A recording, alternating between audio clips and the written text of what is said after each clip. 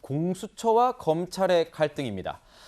압수수색을 할 때 사전 예고를 하죠. 공수처는 지난 23일 수원지검에 26일 이 압수수색을 진행하겠다 통보를 했다고 합니다.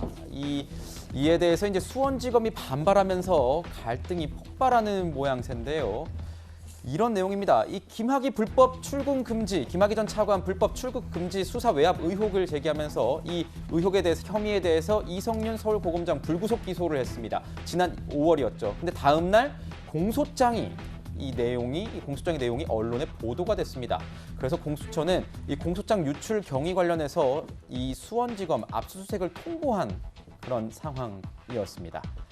자, 이래서 이 수원지검 수사팀은 반발했습니다. 즉각 반발했죠. 표적 수사 아니냐? 공소장은 누구나 열람이 가능하다. 유독 수사팀 검사들만 압수수색하는 건 표적 수사 그리고 보복 수사 아니겠느냐? 이렇게 얘기를 하니 이 공수처 바로 반박이 또 나왔습니다. 당시 업무 연관성 있는 관련자 모두 수사 중이다. 보복 수사 운운하는 것은 근거 없이 이 공수처의 명예를 훼손하는 것이다. 이렇게 얘기를 했습니다. 네, 손정혜 변호사님 자리하셨고요. 이 공수처와 검찰 측이 정면으로 충돌을 했습니다. 이 당시 이 수원지검 수사팀이 압수수색을 앞두고 이렇게 공수처에 반발을 하는 이유는 뭐라고 보십니까? 일단 수사팀 입장에서는 이제 보복적인 어떤 압수수색이다 이런 이제 불만을 가지고 있는 것으로 보이는데요. 일단 근거는 그 당시에 기소했을 때 그 당시 없었던 수사 2명도 포함되어 있고 대검 진상조사 과정에서도 그 당시 공소장을 열람한 검사 중에는 수사팀 검사가 없었음에도 불구하고 시민단체가 고발했다라는 형식적인 이유를 들어서 압수수색까지 하는 것은 좀 가혹하다, 지나치다 이렇게 지금 반발하고 있는 상황이어서 네. 일단 이 압수수색 과정에서 뭐 허위 공문서를 제출했다 이런 의혹까지 제기돼서 앞으로 굉장히 팽팽하게 서로 갈등 관계가 유지되지 않을까라고 예측해 봅니다. 그런데 요즘 검찰과의 공수처의 갈등 상황이 자주 표출되고 있습니다. 또 데자뷰라고 할까요? 기시감이 많이 드는 내용인데 이번에도 이런 상황이 벌어진 건 어찌 보면은 계속된 갈등이 어떻게 폭발한 것 아니겠느냐 이런 얘기도 있는데요. 이재명 기자의 분석은 어떻습니까?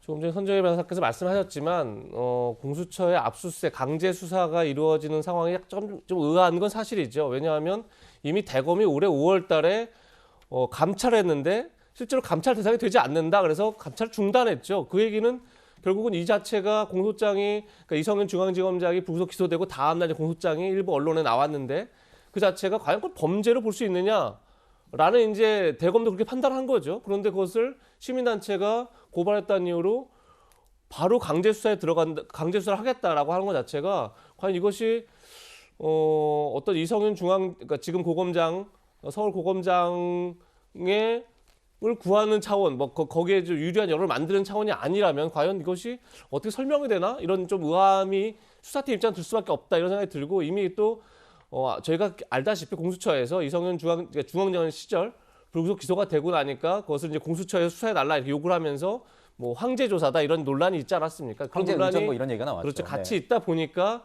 수사팀 입장에서 더욱 의심하는 그런 상황 속으로 가고 있는 게 아닌가 이런 생각이 듭니다. 검찰은 지금 표적 수사라면서 반발하고 있는 입장인데요. 박성배 변호사님, 그럼 내일 진짜 압수수색 제대로 진행될 수 있는 건지도 궁금하고 이런 상황을 표적 수사라고 볼 수 있는 겁니까? 어떻게 보세요? 일단은 수사기관이 압수수색을 할 때 그 압수수색 대상자에게 미리 참관하라고 통보해 주지는 않습니다. 그 참관하라고 미리 통보해 주게 되면 압수수색 대상자가 그 증거물들을 멸실해 버릴 위험이 있기 때문이죠. 그렇지만 이 사건의 경우에는 검찰 내부 메신저가 압수수색 대상이고 이 수사팀 검사들이 사전에 이를 인멸할 가능성이 상당히 낮기 때문에 시일을 두고 미리 통보를 해준 것으로 보입니다. 사실 검찰이 타 기관을 상대로 표적 수사, 보복 수사라는 주장을 한다는 게 저는 다소 생소하게 느껴집니다. 이러한 비판은 주로 검찰이 받아왔었는데 그렇지만 이러한 비판을 할 만한 요소는 분명히 있습니다. 이 공소장은 기소가 되면 검찰 구성원이면 누구나 열람할 수 있는데 굳이 수사팀 검사만 콕 집어서 참관 대상으로 삼았다. 표적 수사라는 주장을 하는 것이고 이 과거에 황제 소환 보도와 관련해서 이 공수처 대변인을 검찰이 조사를 했는데 네. 이에 대한 보복 수사가 아니냐는 비판을 가하는 겁니다. 그렇지만 공수처 입장에서도 항변할 여지는 있죠. 고발이 접수되었는데 수사를 하지 말라는 것이냐.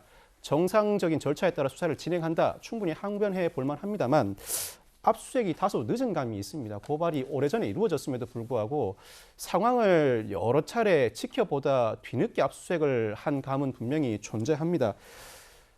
내일 압수수색 대상자들, 즉 참관 통보 대상자들이 출석하지 않더라도 참관 여부가 압수수색 진행 여부를 결정하지는 않습니다. 공수처는 그대로 압수수색을 진행할 것으로 보이는데 네. 이러한 표적수사, 보복수사 논란은 결국 기소 이후에 법원이 그 죄를 유죄로 판단해야 그 논란이 종결됩니다. 그렇지만 이 사건에서 피의사실 공표, 공무상 비밀 누설 모두 그 죄가 성립할지 언뜻 납득이 되지 않는 상황이라 이 법리 구성부터 공수처가 온전하게 다듬어야 할 것으로 보입니다.